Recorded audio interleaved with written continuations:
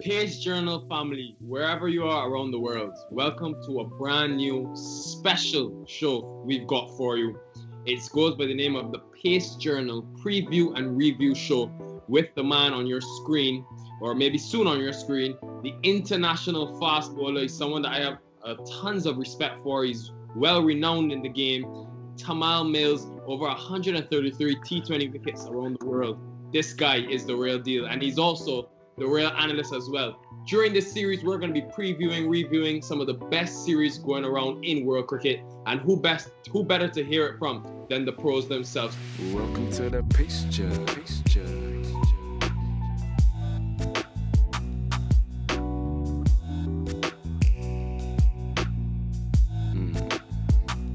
Welcome to the Pace Journal. Tymal Mills, welcome, and how are you, sir?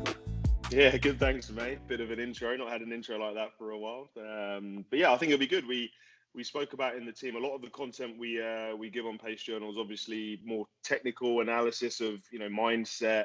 It's we call it timeless content, where you can read one of our Pace Bites in 5 years' time and it'll be relevant. But we don't actually talk an awful lot about the actual cricket, what's going on in the world, who's bowling well, who's not bowling well, why guys are doing so well in different conditions. So we thought, it'd be good to start a show with yourself and I mainly. We'll make sure we get some guests on there to chop it up. I'll try and delve into my phone and call in some favours and get some interesting people to come on and talk about what's happening in the world of cricket, and kind of we'll stick to more particularly the world of fast bowling. Yeah, perfect.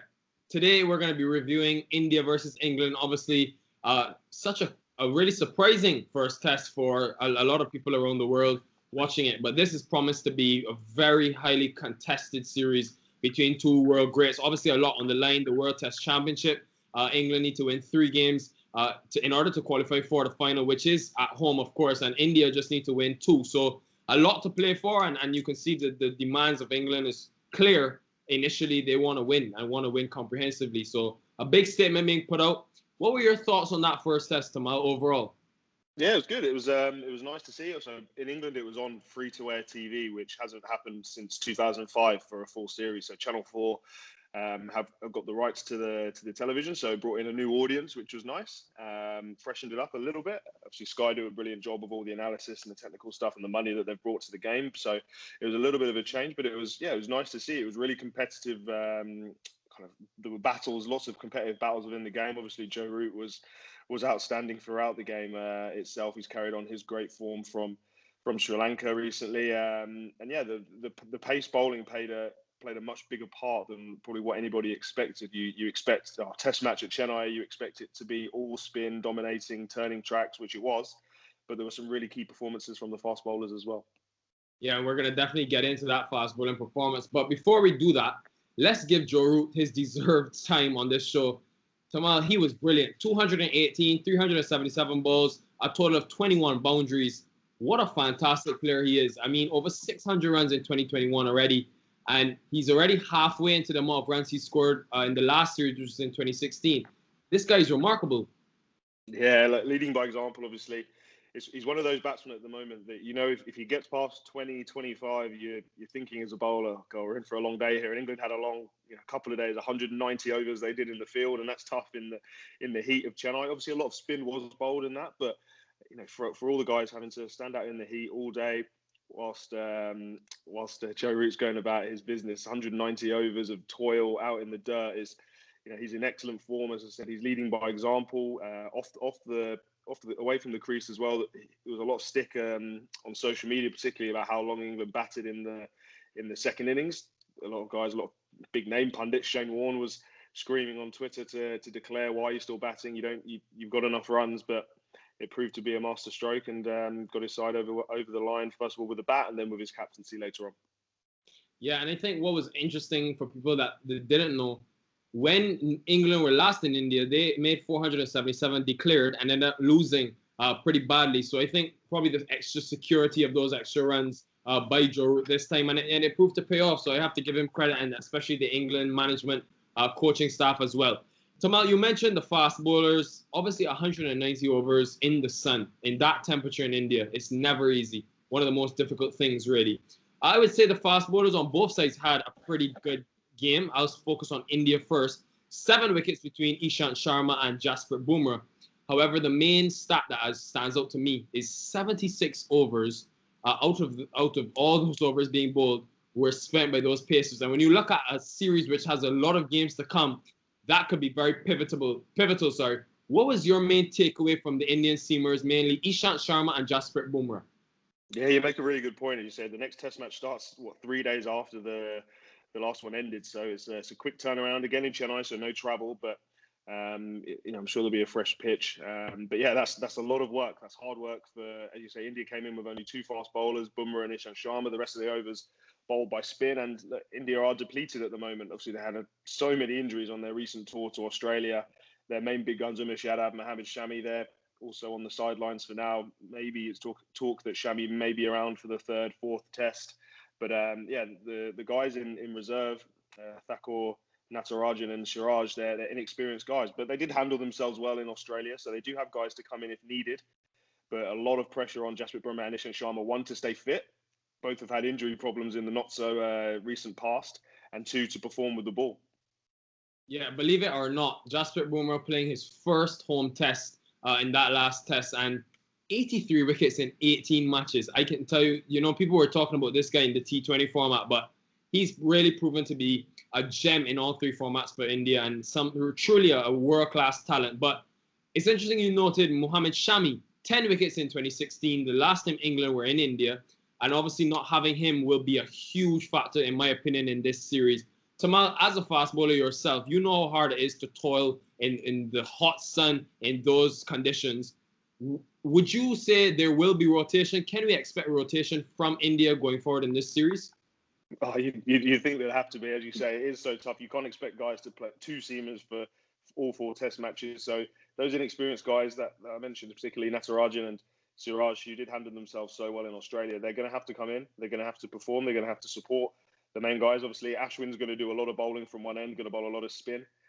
But these guys are going to have to come in and have to find wickets. England have already proven that they've got guys in form, obviously Joe Root in particular, but they've got dangerous guys all throughout the order. Ben Stokes, Joss Buttler, to name but a few, who are obviously well known in India itself and playing so much cricket in the IPL. But it's going to be a challenge. Reverse swing is going to be a huge part of it. We'll touch on that a little bit more with Jimmy Anderson, how well he bowled, especially in that second innings, an absolute magician. But there's challenges there. But I've already seen Virat Kohli and Ravi Ashwin come out and say they weren't happy with the pitch. They weren't happy with the new SG ball that was produced for this game. So the Indians are already having to, a little moan, letting the guys know that they're not quite happy. So England will be very, very pleased with how that first test went in all accounts. For sure, man. And and interesting reading something about the second test. This one is expected to spin a lot more, so no surprises there for sure. Given what England were able to do, their fast bowlers were able to achieve, which we're going to get to. Before we move on to England, though, Tymal, the Pace Journal has had Ishant Sharma on the show already. You guys have had him. I know he's someone that you're extremely impressed by, someone that you watch very closely. Speak to me about, obviously, being his first test back. How did you rate his performance, and how big of an asset is he to India? Oh, it's huge, and especially considering the first maybe 2/3 of his career, how that went. He was kind of seen as a bit of a joke bowler by a lot of accounts, particularly in India. But the last couple of years, he's really transformed himself. He's really embraced that big in-swinger that he bowls. We've seen him bowl some brilliant spells, and he's the leader of the Indian pace attack when it comes to Test cricket. Now, you saw, obviously, he took his 300th Test wicket. He's now played 100 Tests almost for India. So that's a huge achievement. Only Kapil Dev and Zahir Khan have taken 300 Test wickets as a fast bowler, and that's it's an outstanding effort. There was an outpour of love for him on social media when he got that achievement. Ravi Ashwin in the post-match interview, spoke really highly of him, but the work ethic, coming back from injuries, reinventing himself, and it's been kind of since 2018 went to Australia. Since then, he's really kind of taken his game to another level. In 2018, he only averaged 21 with the ball. And then in 2019, he only averaged 15. He was taking his wickets at 15 apiece. So it's an amazing run of form he had. Obviously, last year was pretty much lost to the pandemic, as we all know. But thankfully, we're back playing cricket again. But from an Indian point of view, he can't do it all himself. He needs that backup. Bumrah is still inexperienced, definitely in terms of bowling within India, and Mohammad Shami and Umesh Yadav, they're a huge loss. Their stats have been incredible over the last few years, even particularly in India. Mohammad Shami's taken 62 wickets, averaging only 21 in India. And Umesh Yadav, he's got 96, averaging 24. So they know their home conditions so well. They've proved it time and time again. But not having those two huge names in their side is going to put a lot more pressure on Ishant Sharma, Jasprit, Bumrah, and then those young guys that are still to come in. Yeah, Tymal, just before I move on, I know you already have done some commentary work, but I think you're going to be a hell of an analyst when you finish your playing days. But just to continue, obviously, it's now time to shine some light on the England side of things, because I know you're edging to talk about them, but they do deserve it. I mean, the bowlers were outstanding. The spinners are inexperienced, but we mainly focusing on the fast bowlers, because I thought if there was any, hope of India surviving on day 5, a man by the name of Jimmy Anderson really took that away. And listen to this transition. In 2016, in 3 matches, Jimmy Anderson averaged 55 with the ball and took 4 wickets. In the first test of this series, he's taken 5. So he's already surpassed his previous stat. And what a fast bowling display, if I can call it that, we saw from Jimmy Anderson, and by extension, Jofra Archer on that day 1 as well. Yeah, definitely. Look, Jimmy just never seems to. He's never out of the game for very long. He's always on top of his game. He's such a hard worker. He started to have a few injuries creep into his game. He had a calf problem over the last year or so, and all of a sudden, social media, in the press, you're starting to read, Jimmy Anderson, he's past it, he's done, he's over the hill, he won't be coming back from it. Once you start to get these, niggling muscle injuries when you're 37, 38 years old, you don't come back from them. Well, he certainly does. He's so highly skilled. He's never been an express, 90-mile-an-hour bowler like Jofra Archer, but he's still bowling good pace, between 83, 86 miles an hour, and he bowls all day. He runs in all day for his team. He's got that bustling, short, economical run up, and he's just got such immaculate control of length, seam, and then huge reverse swing, as we saw later. It was clear, especially in the first innings, that variations are going to be so important. This ball won't swing conventionally for very long at all, especially if you say this next pitch to Chennai may even be even more abrasive, and then we don't know what we're going to get when we get to Ahmedabad, because that's a brand new stadium, and I'm sure they've prepared a fresh wicket for the new stadium. But Jimmy Anderson, no matter what situation you find yourself in, whether it be a nice green one at Lord's in May, or you in the roasting hot sun in Chennai in February, he'll find a way to take wickets, and it was a pleasure to watch. For sure, he summed it up brilliantly. And in terms of the reverse swing that we saw in the second innings, 2 spectacular deliveries to dismiss. Shubman Gill, who was looking good, and then Ajinkya Rahane took a couple of balls later. Talk to me about reverse swing. It's not something that we've seen a lot, especially in India, but Jimmy Anderson, there's talk about this SG ball, but he did get it to reverse swing. How, first of all, surprised were you by that? And then talk to me about just the skill of being able to do it, and Jimmy Anderson putting it on display. Yeah, one of the best things about that over was everybody in the world knew what was going to happen. The batsman, the keeper, the bowler, the commentators, everybody watching on TV. It was Jimmy Anderson was trying to reverse swing that ball back into the right-handed batsman and hit them on the pad, bowl them through the gate. Everybody knew it. The batsmen knew it, and they still couldn't do anything about it. That's what made it so special. That was how late the ball went. The seam from Jimmy Anderson is always perfect. And it's a real skill. And they say that the faster you bowl, the more the ball will reverse swing. And traditionally it's been your faster bowlers, Wazim Akram, Shoaib Akhtar, that you think about bowling reverse swing. Simon Jones that bought in the 05 Ashes to get Michael Clarke bowling upwards of 90 miles an hour, Freddie Flintoff. But Jimmy Anderson, as we've said, he's not a 90 mile an hour bowler. He's got such immaculate wrist position, work with his fingers. He gives the ball every chance to do what it needs to do. And you have to also give credit to the rest of the England side. To get the ball reverse swinging, it's a team effort. You can't have guys putting your sweaty palm. You need to keep one side of the ball dead dry. You need to let it scuff up naturally. So you need to be bowling your cutters, your cross-seam balls, buffing up one side to keep it nice and smooth. So then the other side gets really messed up. And then that's, pretty much the more messed up it is, the further it will reverse swing. And as we saw from Jimmy Anderson, and to be fair, the Indians they did it just as well. We saw Jasprit, Bumrah and Ishant Sharma get wickets. Dan Lawrence got one that smacked into his front pad that reverse swung back into him. So, it was really, really high skill. And it's one that I'm sure we're going to see now for the rest of the test as well. For sure. And just about Jimmy Anderson, you mentioned obviously his age. He is 38 years old. We saw in Sri Lanka. He played the second test. Broad played the first. In 2016, we did see some rotation as well. So I've seen some stuff on Twitter as implicating that maybe we may see Broad in this second test. What do you think? Do you think there will be rotation of Anderson? It's hard to leave him out when he's bowling so well, but it definitely will be a tough one for the selectors, a tough decision for them to make. Yeah, look, Chris Silverwood, the head coach, he's got some tough decisions to make along with Joe Root, because as you say, Jimmy Anderson's not going to want to get left out of that test, even though it is a quick turnaround. Three and a half days in between games. He's going to want to be back in that side. Stuart Broad, he was brilliant in Sri Lanka in that first test. Jofra Archer he had a quiet game, but he's that X factor bowler.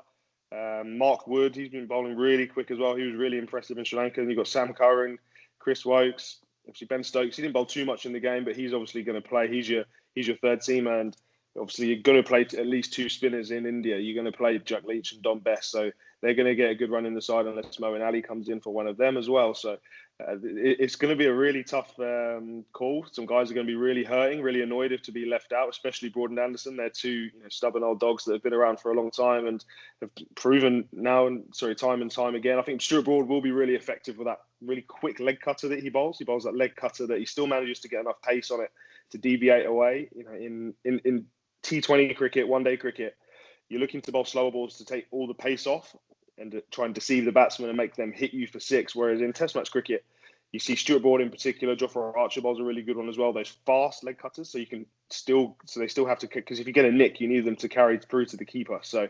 it's going to be interesting, I say, but I'm sure the vast majority of guys will play across the tour, especially Jofra Archer is going to be playing in the one-day series, T20 series that's going to be following afterwards. Chris Wokes, Sam Curran, those guys will be involved as well. So you look to those guys probably rotate a little bit more, and I'm sure you'll probably see Broad and Anderson playing together one test or two as well. Sure, and obviously England taking the option of resting Sam Curran and Mark Wood for the first two tests. So it's pretty much, in my opinion, nails on Jofra for maybe one more test. Then we may be able to see some rotation with Mark Wood, because it's something that I actually noticed in 2016, a trend where England went with either Broad and Anderson in each game and then played another pacer like a Jake Ball, etc. So I definitely think you could definitely see that rotation between an Archer or a Mark Wood. And then one name that people forget as well is Chris Wokes. So I really find it hard to believe how England are going to find all these places for their fast bowlers. As you said, people will be unhappy. It'll be interesting to see. But just before we wrap up, Tymal, what do you think is England's best bowling lineup? Oh, mate, it's a tough one. What for the next Test match in Chennai? Well, tell me for the Test series, because obviously I'm asking in reference to all the options. You don't have Curran and Wood for these first two tests, but if you had to pick, your best bowling options, obviously with Leach and Best, who would be your seamers? I'd probably, if all the guys are feeling fine and they've pulled up well, I'd be tempted to just go again with the same lineup, as you say. Stick with Jofra for his pace and his impact that he has with the ball when those quiet periods do come about.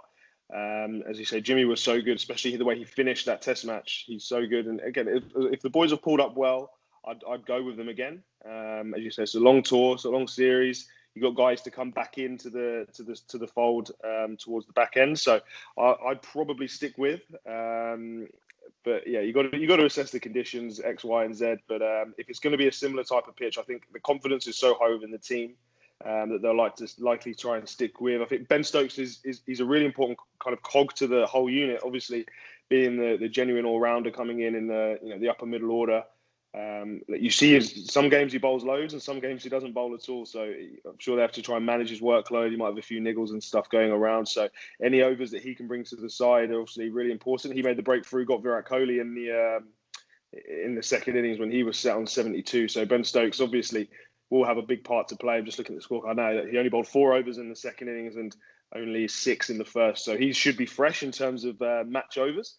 But we'll see how he goes throughout the tour. They obviously have to look after him. You have to look after your all format players. They said they've got 5 T20s after these 4 Test matches, and then 3 ODIs as well. So you've got a lot of guys out there with a lot of cricket, especially after coming back from two tests in Sri Lanka as well. So it's shaping up to be a really good series.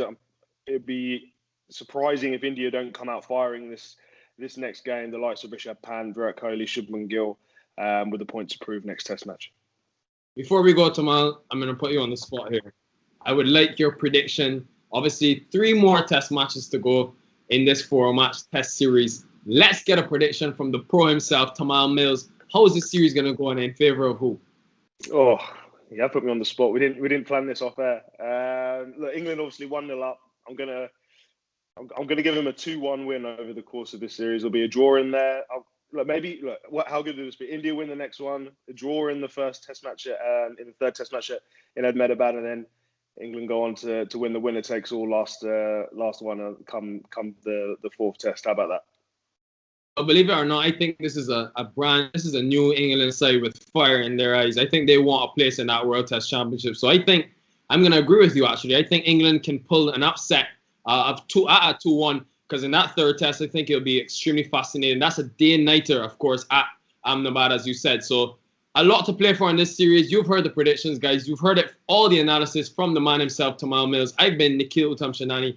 Thank you so much for watching the first episode. Tymal, I'm extremely excited about this initiative. We've got a lot of fascinating and exciting series coming up, including maybe even doing an episode for the IPL auction, which is set to take place on February 18th. A review of this series as well. And guys, of course, you can catch this on all the Pace Journal, at Pace Journal, on all of our platforms, even YouTube as well, IGTV, Spotify for our podcast. So really excited, Tymal, and that's the review of the first Test. Cheers, guys. Take care. Welcome to the Pace Judge.